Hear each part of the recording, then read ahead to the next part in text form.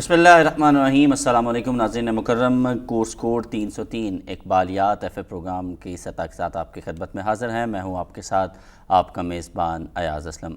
ناظرین مکرم، آج کے پروگرام میں ہمارا موضوع ہے اقبال اور عشق رسول صلی اللہ علیہ وآلہ وسلم۔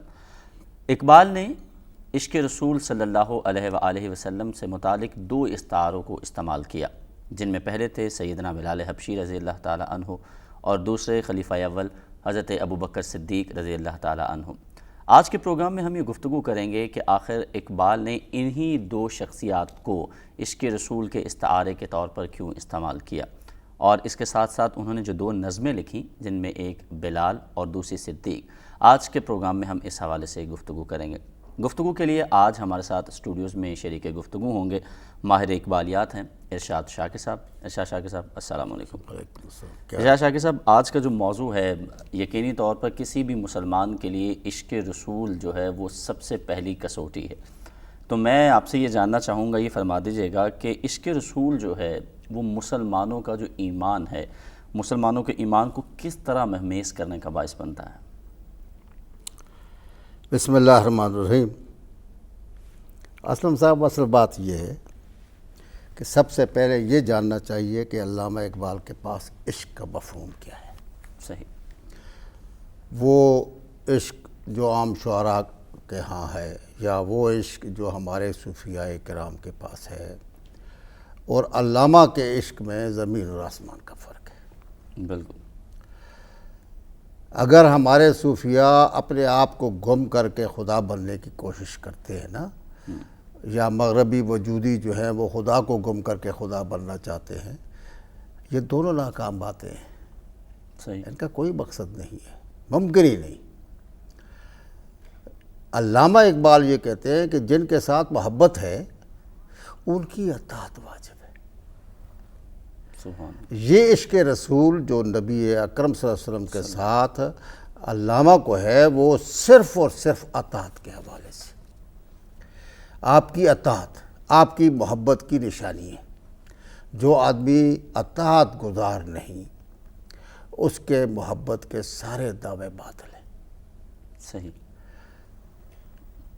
عشق دراصل ہمارے ہاں، یہ چونکہ چھوٹے بچے ہیں لیکن یہ ان کو بات سمجھ میں آ جانی چاہیے کہ ہمارے ہاں لوگ یہ سمجھتے ہیں کہ عقل اور عشق کوئی جدا جدا چیزیں ہیں۔ ایسی بات نہیں ہے۔ علم کے دو ماخذ ہیں، منبع۔ صحیح۔ ایک حواس خمسہ اور دوسرا وحی و الہام۔ صحیح۔ حواس خمسہ کے ذریعے جو معلومات ہمیں حاصل ہوتی ہیں، ہماری عقل ان میں تطبیق کرتی ہے۔ ٹھیک۔ مگر ایسا کبھی نہیں ہوا کہ میری کوئی حس کوئی ایک معلومات پر پہنچائے اور میری عقل اس کو تسلیم نہ کرے۔ درست۔ یعنی میں نے ہاتھ لگایا تو ایک دم میرے عقل کو پتہ چلا کہ یہ کتاب ہے۔ میں نے ہاتھ لگایا تو ایک دم میری عقل کو پتہ چلا کہ یہ اینک ہے۔ ایسا نہیں ہے کہ میں اینک کو چھوؤں اور وہ کتاب سمجھے۔ یہ عشق ہے۔ صحیح۔ یعنی جو معلومات حاصل ہوئی ہیں ان کے مطابق عمل کا نام عشق ہے۔ صحیح۔ ٹھیک ہوگی بات؟ یہی عقل اگر حواس خمسہ کو چھوڑ کر وہی کتابیں ہو جائے تو یہ وہ عشق ہے جو اقبال کو پسند ہے۔ واہ، سبحان۔ اب میری بات میرے خیال میں واضح ہو گئی، میرے بچوں پر بھی واضح ہو جائے گی کہ عشق عقل سے کوئی الگ شے نہیں، خود عقل ایک عشق ہے۔ عاشق ہے حواس خمسہ کا۔ میں کسی چیز کو، میں اگر کسی جانور کو دیکھتا ہوں تو وہ پہاڑ میں میری عقل نہیں مانے گی، اس کو جانور ہی کہے گی۔ صحیح۔ ہو بہو عمل، جو معلومات پہنچی ہیں ان پر ہو بہو عمل ہو رہا ہے۔ پیغمبر جتنے بھی آئے ان پر وحی آئی، ٹھیک ہے جی۔ اور وحی کی سب سے بڑی خوبی یہ ہے، صفت یہ ہے کہ وَمَا يَنْطِقُ عَنِ الْهَوَىٰ ان هُوَ إِلَّا وَحْيٌ يُوحَىٰ، وہ حواس خمسہ سے باہر ہے۔ بے شک۔ وحی کا تعلق حواس خمسہ سے ماورا ہے، بالا بالا ہے۔ چونکہ وہ حواس خمسہ سے بالا ہے، اس لیے اگر عقل اس حواس خمسہ سے باہر والے علم پر ہو بہو عمل کرے جس طرح وہ حواس خمسہ پر کرتی ہے، تو علامہ کے پاس یہ عشق ہے۔ عشق کوئی دوسری چیز نہیں ہے۔ عقل ہم عشق است تو از ذوق نظر بیگانہ نیست، لیکن این بیچارہ را آن جرت رندانہ نیست۔ فارسی شعر ہے، مفہوم سمجھ آ جائے کہ یہ عقل جو ہے وہ بھی عشق ہے۔ جس طرح میں نے عرض کیا کہ حواس خمسہ سے جو معلومات حاصل ہوتی ہیں وہ ان سے خلاف نہیں کرتی، تو یہ عشق ہے، ان کے مطابق عمل کرتی ہے۔ تو اگر انسان وحی کے علم کو ہو بہو اسی طرح اپنے عمل کا ذریعہ بنا دے تو علامہ اقبال اس کو عشق کہتے ہیں۔ اس عشق پر بھروسہ نہیں۔ بالٹی میں پانی بھریں، ایک گز اوپر سے نیچے کریں، ایک پیمانہ ٹھیک ٹھاک دیکھیں تو وہ آپ کو ٹیڑھا میڑھا نظر آئے گا، یعنی آپ کی بصارت وہاں دھوکہ دے گئی، جی بھینس بدل گئی، بھینس بدل گیا نا۔ تو علامہ اقبال یہ عقل کیا ہے؟ یہ تو بھینس بدلتی رہتی ہے۔ عشق جو ہے وہ بھینس نہیں بدلتا، وہ جس طرح آپ کی وہی بات آئے گی۔ تو اب ویسے بھی ہمارے ہاں یہ معروف چیز ہے کہ ان المحبہ لمن یحب مطیع، محبوب وہ ہوتا ہے کہ اس کو چاہنے والا اس کا مطیع و فرمان بردار ہو۔ ناظرین، کیونکہ آج کا ہمارا یہ پروگرام اقبال کے ان دو استعاروں سے متعلق ہے جن دو استعاروں کو اقبال نے عشق کے طور پر استعمال کیا۔ پہلا استعارہ حضرت بلال حبشی رضی اللہ تعالی عنہ، جس کے حوالے سے اقبال نے نظم لکھی بلال۔ آئیے پہلے تحت اللفظ میں یہ نظم سنتے ہیں اور اس کے بعد اس پہ بات کرتے ہیں۔ چمک اٹھا جو ستارہ تیرے مقدر کا، حبش سے تجھ کو اٹھا کر حجاز میں لایا، ہوئی اسی سے تیرے غم کدے کی آبادی، تیری غلامی کے صدقے ہزار آزادی۔ وہ آستاں نہ چھٹا تجھ سے ایک دم کے لیے، کسی کے شوق میں تو نے مزے ستم کے لیے۔ جفا جو عشق میں ہوتی ہے وہ جفا ہی نہیں، ستم نہ ہو تو محبت میں کچھ مزہ ہی نہیں۔ نظر تھی صورت سلمیٰ ادا شناس تیری، شراب دید سے بڑھتی تھی اور پیاس تیری۔ تجھے نظارے کا مثل کلیم سودا تھا، اویس طاقت دیدار کو ترستا تھا۔ مدینہ تیری نگاہوں کا نور تھا گویا، تیرے لیے تو یہ صحرا ہی طور تھا گویا۔ تیری نظر کو رہی دید میں بھی حسرت دید، خنک دلی کی تپیدو دمی نیا سعید۔ گری وہ برق تیری جان ناشکیبہ پر کہ خندہ زن تیری ظلمت تھی دست موسیٰ پر۔ تپش ز شعله گرفتند و بر دل تو زدند، چی برق جلوه به خاشاک حاصل تو زدند۔ ادائے دید سراپا نیاز تھی تیری، کسی کو دیکھتے رہنا نماز تھی تیری۔ ازاں ازل سے تیرے عشق کا ترانہ بنی، نماز اس کے نظارے کا ایک بہانہ بنی۔ خوشا وہ وقت کہ یثرب مقام تھا اس کا، خوشا وہ دور کہ دیدار عام تھا اس کا۔ ناظرین مکرم، نظم آپ نے سماعت کی۔ سیدنا بلال حبشی رضی اللہ تعالی عنہ جو خود ایک غلام تھے اور حسب نسب سے دیکھا جائے تو حبشی تھے، لیکن اقبال نے ان کو جس طریقے سے اپنی نظم کے اندر عشق کے استعارے کے طور پر استعمال کیا، اس پر میں کچھ کہنے سے قاصر ہوں، اور اس پر میں رہنمائی حاصل کرنے کے لیے ارشاد شاکر صاحب ہمارے ساتھ موجود ہیں، ان کے جانب بڑھوں گا۔ ارشاد شاکر صاحب، بلال کو ہی عشق کے استعارے کے طور پر پہلے سب سے اقبال نے کیوں استعمال کیا؟ اسد صاحب، اصل بات یہ ہے جو آپ نے فرمایا کہ صدیق اور رضی اللہ تعالیٰ عنہ اور حضرت بلال رضی اللہ تعالیٰ عنہ کو عاشق رسول کی حیثیت سے علامہ اقبال نے پیش کیا ہے، تو یہ آپس میں تعلق رکھتے ہیں۔ صدیق اکبر نے بلال حبشی کو غلامی سے نجات دلا کر نبی اکرم صلی اللہ علیہ وسلم کے حوالے کر دیا تھا، تو اب دونوں کا رابطہ انہوں نے دیکھا۔ اب وہ تو پہلے سے غلام تھے نا، جی تو اس کی تو عادت ہی غلامی ہے، ہوں ٹھیک ہے نا جی. لیکن جس نے اس کو اس غلامی میں حوالے کیا تھا اس کا عشق یہ حالت ہے کہ وہ کسی لمحے بھی اپنے رسول سے الگ نہیں رہا، بے شک. حتیٰ کہ قبر میں بھی ان کے ساتھ ہے، ہوں ٹھیک ہے نا جی. بلکہ جب قیامت کے دن جب حشر نشر ہوگی تو لا انصاب لہم، قرآن کہتا ہے کہ انسانوں کے پھر نسب نہیں رہیں گے، کوئی نسب نہیں رہے گا، کوئی پہچان نہیں رہے گی. اس دن بھی صدیق اکبر حضور کے پہلو میں ہوں گے.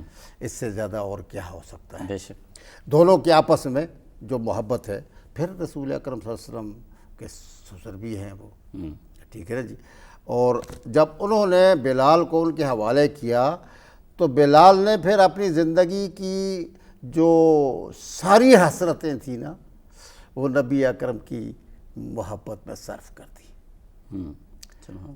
اور کسی لمحے بھی ان کی نگاہ سے رسول اکرم صلی اللہ علیہ وسلم کا چہرہ انور اوجھل نہیں رہتا تھا. یہاں تک لکھا جاتا ہے کتابوں میں کہ حضرت بلال حضور کی دنیا سے اٹھ جانے کے بعد چھوڑ گئے تھے جی بالکل. اور جب ایک دفعہ واپس آئے تو کہا گیا کہ اذان تو سارا مدینہ سے مٹایا، بلال کی آواز آ گئی. اس لیے کہ بلال کی آواز کے ساتھ عہد رسالت لوگوں کی آنکھوں کے سامنے آ گیا. سبحان. یہ ہے عشق رسول کا وہ کمال جس کو لفظوں میں نہیں بیان کیا جا سکتا. اور غالباً اس وقت وہ آپ آذان بھی مکمل نہیں کر پائے تھے. وہ نہیں، وہ جو اشارہ کیا کرتے تھے اشہد ان محمد رسول اللہ، اور ساتھ اشارہ کرتے تھے. جب اشارہ کیا تو گر پڑے. بہرحال یہ ایک لمبی داستان. تو بلال کی محبت یا بلال کا عشق رسول مثالی ہے، یعنی ایسا عشق رسول کہ جیسا کسی اور کے پاس کبھی نہیں ہوگا، ہو نہیں سکتا. جس طرح رسول اکرم کا اسوہ حسنہ ساری کائنات کے لیے اسوہ حسنہ ہے نا، لیکن وہ ہو نہیں سکتا کسی کے پاس. بے شک. کوئی اس تک پہنچ نہیں سکتا ہے. اگر پہنچ جائے تو مثالی نہ رہائے گا. اسی طرح حضرت بلال کا عشق مثالی تھا. ہر پھول کی اپنی خوشبو اور اپنا رنگ ہوتا ہے نا. عشق تو ہر کسی کے پاس ایک سا نہیں رہتا، ٹھیک ہے نا جی. بے شک بے شک. وہ کبھی شعر ادھر پڑھا ہے میں نے، کبھی سوز و سرور انجمن عشق، کبھی تنہائی کوہ دمن عشق. عشق کے تو مختلف نوعیتیں ہیں نا. کبھی وہ میدان جنگ میں اپنی جان نثار اشہد ان لا الہ الا اللہ کی صحیح گواہی وہ اپنی گردن کٹا کر دیتا ہے. تو عشق کے مختلف مراحل ہیں. ہر مرحلہ ہر کسی کے پاس نہیں ہے، ایک نہ ایک کسی کے پاس ہے. بلال کے پاس اس سے بڑا اور عشق نہیں تھا کہ وہ حضور کو دیکھتے رہیں. سبحان اللہ. ہاں جی. آج بھی حاجی جو جانتے ہیں جاتے ہیں نا جی مکہ شریف، تو کعبۃ اللہ کی طرف دیکھتے رہنا بھی ان کی عبادت ہے. بے شک. کعبۃ اللہ کی طرف دیکھتے رہیں تو یہ بھی ان کی عبادت ہے. میں سمجھتا ہوں علامہ نے یہ کہا کہ بلال کیا بات تھی تیری، کسی کو دیکھتے رہنا تیری عبادت. اچھا ارشاد شاکر صاحب، یہاں ایک بڑا ایک لطیف نقطہ جس پہ آپ کی رہنمائی چاہوں گا. بلال کو اور بہت سے انعامات ملے عشق رسول میں. ایک میں چاہوں گا اگر اس حوالے سے آپ ہمارے دیکھنے والے ناظرین کی رہنمائی فرما سکے. کیا یہ بھی ایک انعام میں سے انعام تھا کہ جب سرکار نے مکہ فتح کیا تو بلال کو کہا کہ آپ کعبے کی چھت پہ چڑھ کے اذان دیجیے؟ تو اس سے یہ اصل بات یہی ہے نا کہ بلال ایک شخص کا نام نہیں ہے. بلال محبت کا ایک مجسمہ تھا. صحیح. ٹھیک ہے نا جی. اور نبی اکرم صلی اللہ علیہ وسلم سے زیادہ فراست مومنانہ کس کے پاس ہوگی؟ بے شک. تو آپ ہی پہچان سکتے تھے کہ کون کیا ہے. اور انہوں نے اپنے دوستوں میں کمی آنے نہیں دی. جس طرح ہم انبیاء میں کوئی کمی بیشی نہیں کرتے، لا نفرق بین احد من رسولہ، اس طرح وہ اپنے دوستوں میں بھی کمی بیشی نہیں کرتے تھے. مگر ہر ایک اپنی ایک خوبی رکھتا ہے نا. بے شک. تو اس خوبی کی بنیاد پر بلال جیسی محبت حالانکہ ان کے ہاں کوئلوں کی رکھنے کی وجہ سے لکنت تھی، وہ اشہدو کی بجائے اسہدو کہتے تھے. یہ بھی ایک حسن تھا. اور ایک دفعہ صحابہ آئے بھی سرکار کے پاس کہ اذان ٹھیک نہیں دی، ادھر آ کر حکم دیا کہ ٹھیک ہے اذان کوئی اور دے، اور جب بلال نے اذان نہیں دی تو صبح ہم دینی نہیں چڑھا. صبح ہی نہیں ہوئی. یہ اگر ان کی روایتیں جیسی بھی ہیں ہم ان پر نہیں جاتے، لیکن ایک بات مثال تو ہے نا، مثال تو ہے کہ اللہ کو وہ کہنا پسند تھا بے شک، اور رسول کو بھی کہنا پسند تھا. اصل بات یہ ہے کہ اللہ کی محبت، رسول کی محبت، اطاعت والی بات جو آپ نے آغاز میں کہی. اطاعت رسول کی ہو تو وہ اللہ کی اطاعت ہے. تو اطاعت کے حوالے سے جسے اللہ پسند کرے اسے رسول بھی پسند کرتا ہے، اور جسے رسول پسند کرے صلی اللہ علیہ وسلم اسے اللہ پسند کرتا ہے.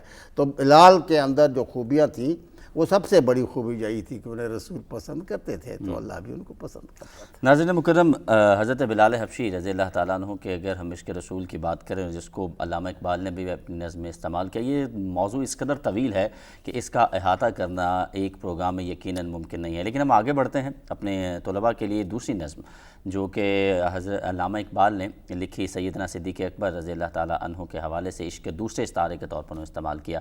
آئیے پہلے تحت اللفظ میں اس نظم کو سنتے ہیں اور اس کے بعد اس پر گفتگو کرتے ہیں.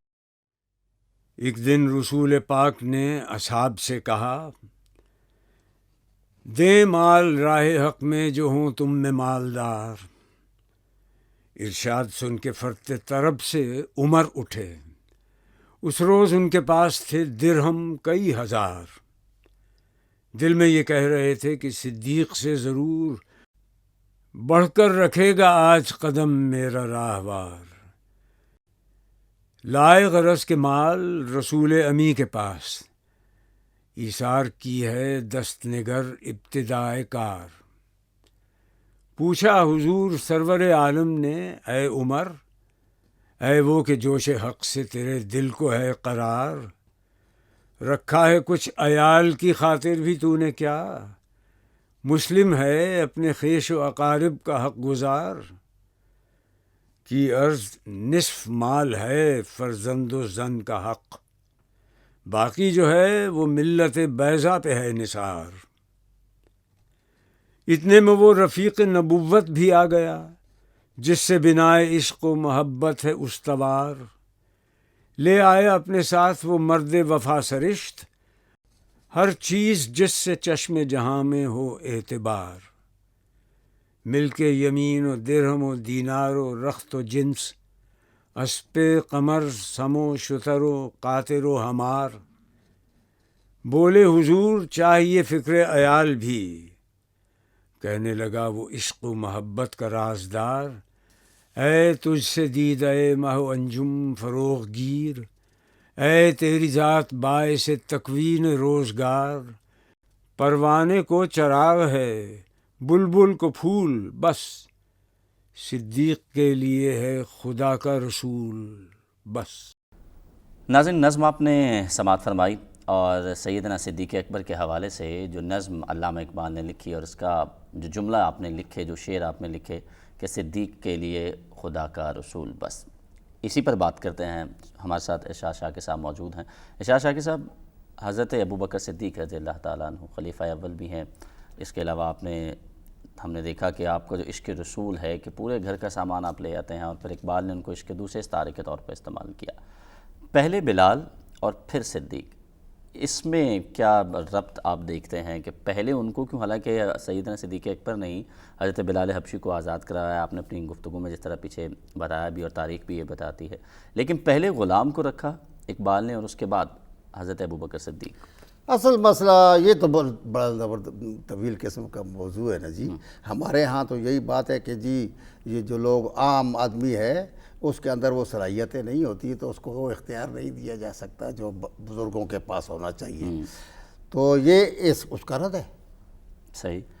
نبی اکرم صلی اللہ علیہ وسلم کا کمال یہ ہے، آپ کے معراج انسانیت جس کو آپ کہہ سکتے ہیں، وہ یہ ہے کہ آپ نے غلاموں کو بھی وہ عزت دی جو بڑے بڑوں کو کبھی حاصل نہیں ہوئی. بے شک. ٹھیک ہے جی. آپ کے زمانے میں آپ کے دیکھیں مسیلمۃ الکذاب کے خلاف جو لشکر تیار کیا وہ غلام ابن غلام تھا، بے شک. اس کا سپہ سالار. ہاں جی، غلاموں کو اختیار دیا، غلاموں پر اعتبار کیا، غلاموں پہ اعتماد کیا، تو 300-400 سال تک ہمیں زندگی کا کوئی ایسا شعبہ نظر نہیں آتا جس میں غلاموں کے اولاد برسرے اقتدار میں. ہر شعبے، چاہے وہ تفقہ فی الدین ہو، چاہے وہ علم حدیث ہو، چاہے کوئی اور جتنے بھی علوم آپ دیکھ سکتے ہیں آپ کو غلام نظر آئیں گے. تو علامہ اقبال تو اس بات کے قائل تھے کہ نبی اکرم نے، دیکھیں نا جی، جتنے انبیاء قرآن میں آئے، ذرا گہری ہو جائے گی بات، لیکن جتنے بھی انبیاء آئے ان پر ہمارا ایمان ہے. انہیں لوگ بشرم مثلکم کہہ کر رد کرتے تھے. ابشرم یہدوننا، بشرم مثلکم، تمہیں کس طرح مل گئی ہدایت، ٹھیک ہے جی. لیکن نبی اکرم صلی اللہ علیہ وسلم جب تشریف لائے تو آپ کو کہا گیا قل انما انا بشر مثلکم. سبحان اللہ. بے شک.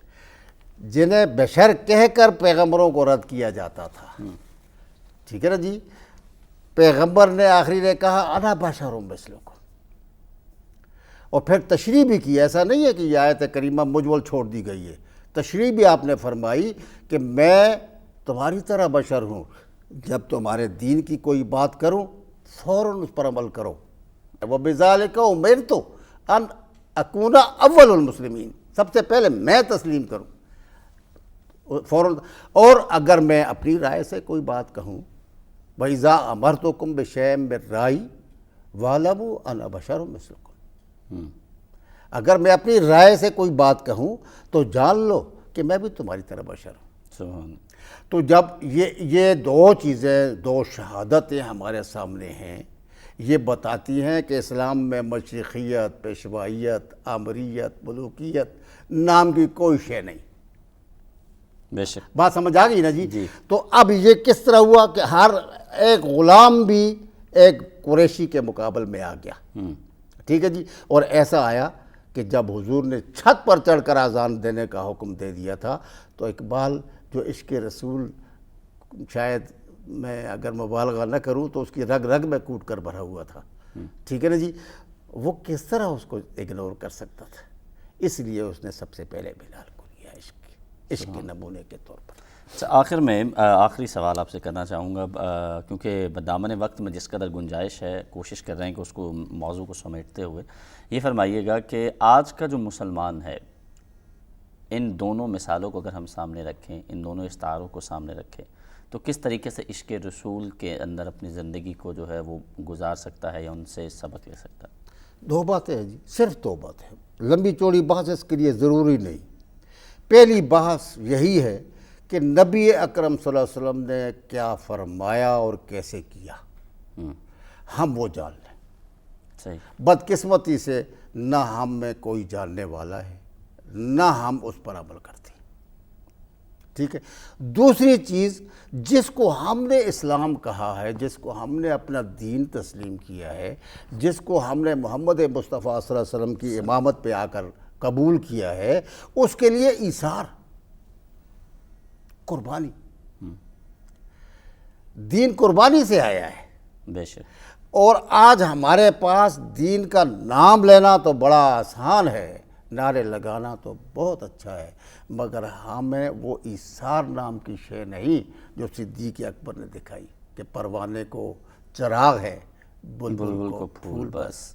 سبحان اللہ. صدیق کے لیے خدا کا رسول. بس. ناظرین مکرم، گفتگو آپ نے ملاحظہ فرمائی.